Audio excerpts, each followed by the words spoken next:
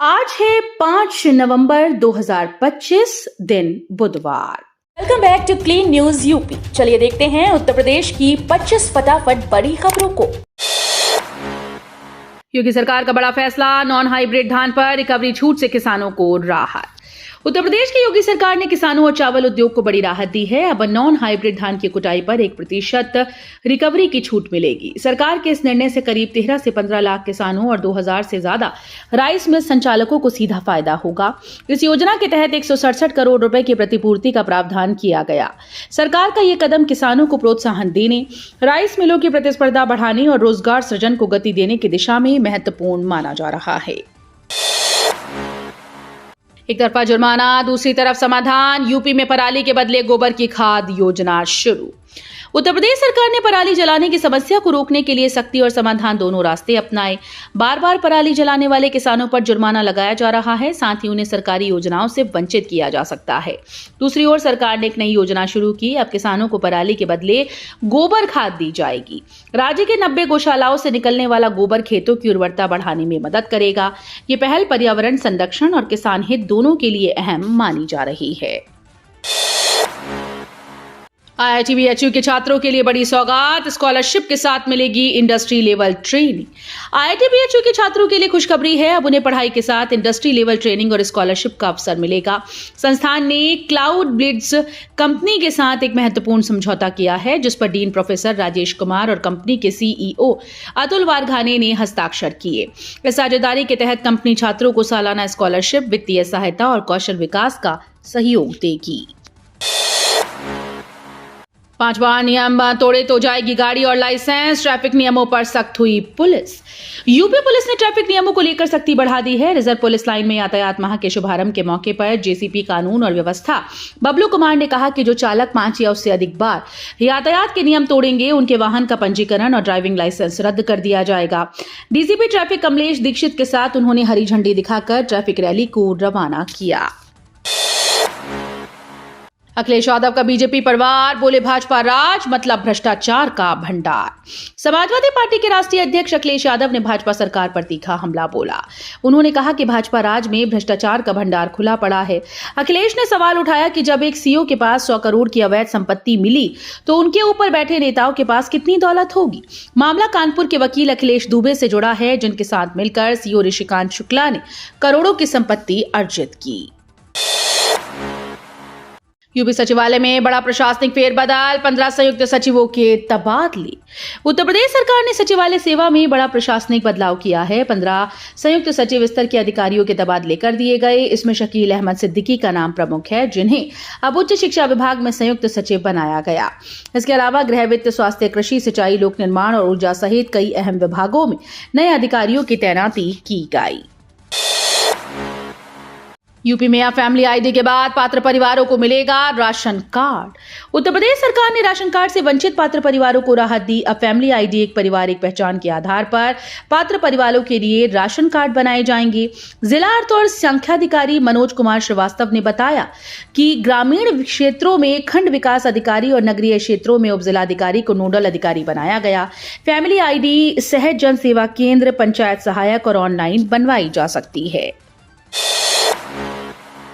कानपुर में KDA की बड़ी पेशकश, शताब्दी नगर और जवाहरपुरम में 464 प्लॉट्स की लॉटरी। कानपुर के लिए बड़ी खुशखबरी है। कानपुर विकास प्राधिकरण यानी KDA ने शहरवासियों के लिए 2 नई आवासीय योजनाएं शुरू की।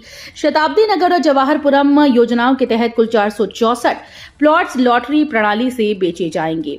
आवेदन की प्रक्रिया पूरी तरह ऑनलाइन है और नवंबर माह तक चलेगी। इन योजनाओं में अलग अलग आकार और दरों के भूखंड उपलब्ध हैं।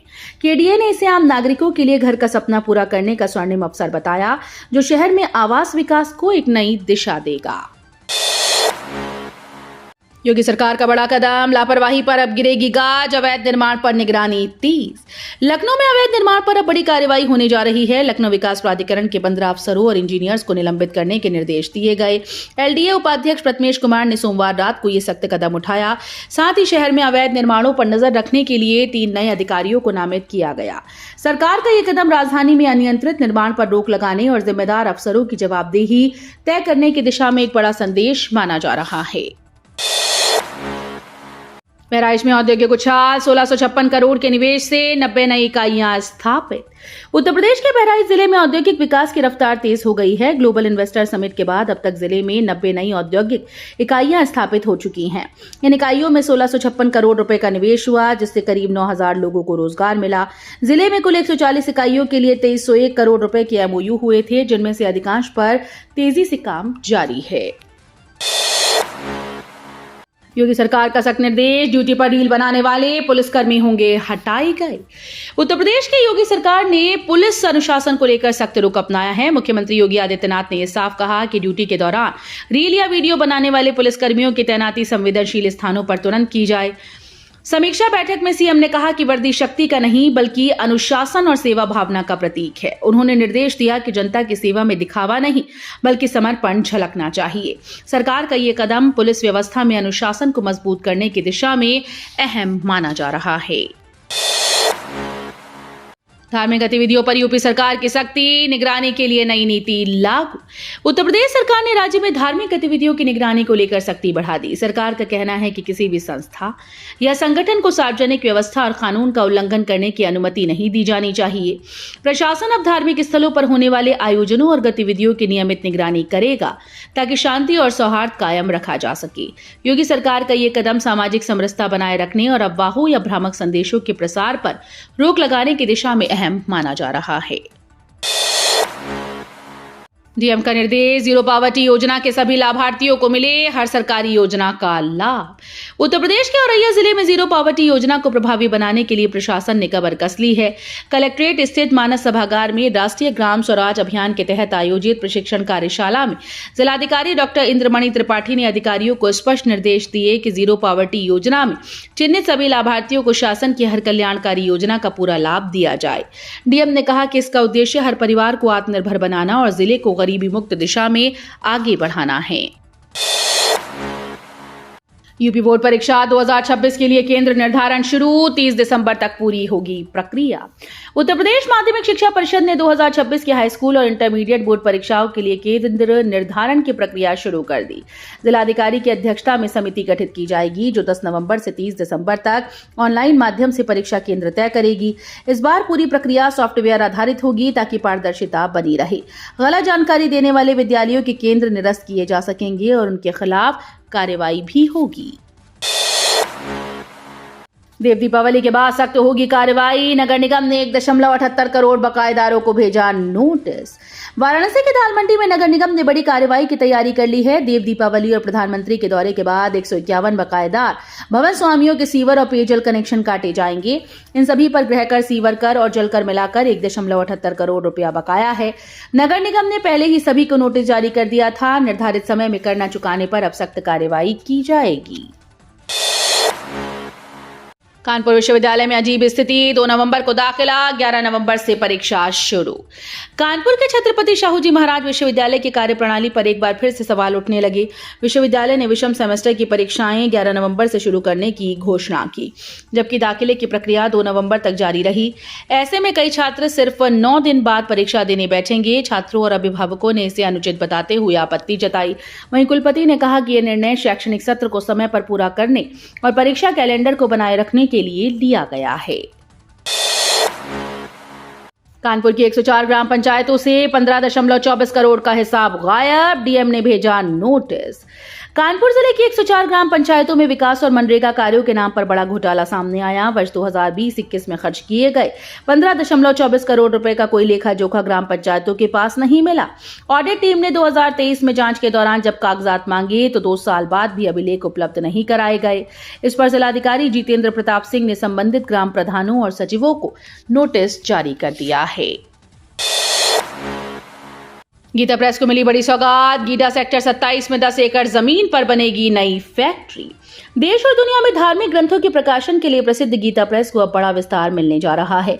गीडा औद्योगिक क्षेत्र के सेक्टर 27 में गीता प्रेस को 10 एकड़ जमीन आवंटित की जाएगी। इस भूमि पर संस्था अपनी नई फैक्ट्री स्थापित करेगी, जहां धार्मिक पुस्तकों का प्रकाशन बड़े पैमाने पर किया जाएगा। गीता प्रेस ट्रस्ट ने इसके लिए गीडा प्रशासन से औपचारिक मांग की थी। नई फैक्ट्री बनने से धार्मिक साहित्य के उत्पादन और वितरण में तेजी आने की उम्मीद है। फायर सर्विस में 922 नए पदों पर भर्ती जल्द, महिलाओं को नहीं मिला कोई स्थान। उत्तर प्रदेश पुलिस के अग्निशमन और आपात सेवा विभाग में 922 नए पदों पर भर्ती प्रक्रिया जल्द शुरू होने जा रही है। विभाग के पुनर्गठन के बाद 3 नई इकाइयों regional connectivity scheme, expressway, accident and trauma centre और स्पेशली ट्रेंड रेस्क्यू ग्रुप का गठन किया जा रहा है। एक्सप्रेसवे पर हर 100 किलोमीटर पर एक फायर टेंडर स्टाफ तैनात होगा। हालांकि इन पदों में एक भी पद महिलाओं के लिए आरक्षित नहीं है। ककोड़ा मेला और देव दीपावली, ट्रैफिक व्यवस्था के लिए प्रशासन सख्त, बदले जाएंगे वाहन मार्ग। उत्तर प्रदेश में श्रद्धालुओं की सुविधा और सुरक्षा के लिए प्रशासन पूरी तरह से सतर्क है। बदायूं में आयोजित ऐतिहासिक ककोड़ा मेले के दौरान 4 से 6 नवंबर तक रूट डायवर्जन लागू रहेगा। वहीं वाराणसी में देव दीपावली पर मंत्री रविंद्र जायसवाल ने अफसरों को सख्त निर्देश दिए हैं कि घाटों के पास पार्किंग की विशेष व्यवस्था की जाए और सड़कों पर वाहनों की भीड़ न लगे। प्रशासन की यह तैयारी श्रद्धालुओं को सुरक्षित, सुगम और आनंदमयी धार्मिक अनुभव दिलाने की दिशा में बड़ा कदम है। यूपी में 400 करोड़ की जीएसटी चोरी का खुलासा, 122 फर्जी फर्मों से हुआ बड़ा घोटाला। उत्तर प्रदेश में जीएसटी चोरी का एक बड़ा नेटवर्क उजागर हुआ है। राज्य कर विभाग ने जांच में 122 फर्जी फर्मों का खुलासा किया, जो केवल 2 मोबाइल नंबरों पर पंजीकृत 400 करोड़ रुपए की टैक्स चोरी सामने आई। जांच में सामने आया कि इन फर्जी कंपनीज का संचालन मुजफ्फरनगर के सौरभ मिश्रा और उनके साथियों ने किया है। अब घर बैठे मिलेगा डिजिटल लाइफ सर्टिफिकेट, ईपीएफओ और इंडिया पोस्ट की नई पहल। पेंशन भोगियों के लिए खुशखबरी है। अब डिजिटल लाइफ सर्टिफिकेट जमा करने के लिए बैंक या ऑफिस जाने की जरूरत नहीं।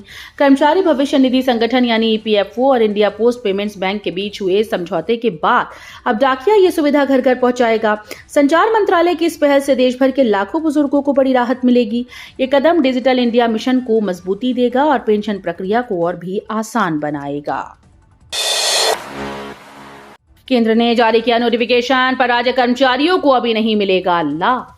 यूपी के सरकारी कर्मचारियों को यूनिफाइड पेंशन स्कीम के लाभ के लिए अभी और इंतजार करना होगा। केंद्र सरकार ने भले ही 24 अगस्त को इसका नोटिफिकेशन जारी कर केंद्रीय कर्मचारियों को विकल्प दे दिया हो, लेकिन प्रदेश सरकार ने अभी प्रक्रिया शुरू नहीं की। पेंशन फंड नियामक और विकास प्राधिकरण फिलहाल योजना की कमियों का आकलन कर रहा है।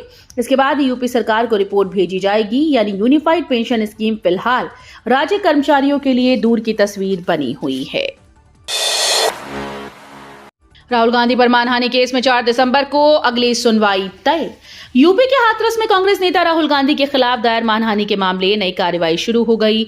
एसीजेएम एमपीएमएलए कोर्ट ने इस मामले में सादाबाद के सर्कल ऑफिसर को प्रारंभिक जांच के आदेश दिए। लोकसभा सांसद और नेता प्रतिपक्ष राहुल गांधी के खिलाफ दाखिल इस परिवाद की अगली सुनवाई अब 4 दिसंबर को होगी। कोर्ट ने जांच रिपोर्ट पेश करने का निर्देश दिया है। बनारस के होटल रेट्स ने तोड़ा रिकॉर्ड, दुबई लंदन से भी महंगे कमरे। देव दीपावली और पर्यटन सीजन में काशी के होटल्स के दाम आसमान छू रहे हैं। इंटरनेट बुकिंग साइट्स के मुताबिक गंगा किनारे के कई 5 स्टार होटल्स में एक रात ठहरने का किराया 1.5 लाख रुपए से भी ज्यादा पहुंच गया। यही नहीं, बनारस के ये होटल दुबई, लंदन, अमेरिका जैसे बड़े शहरों के लग्जरी होटल से भी महंगे साबित हो रहे हैं। बढ़ती मांग और सीमित उपलब्धता के चलते पर्यटकों को अब बजट होटल ढूंढना भी मुश्किल हो गया है। तो ये थी आज की 25 फटाफट बड़ी खबरें। अगर आपको न्यूज पसंद आई हो तो वीडियो को लाइक और शेयर जरूर करें। धन्यवाद।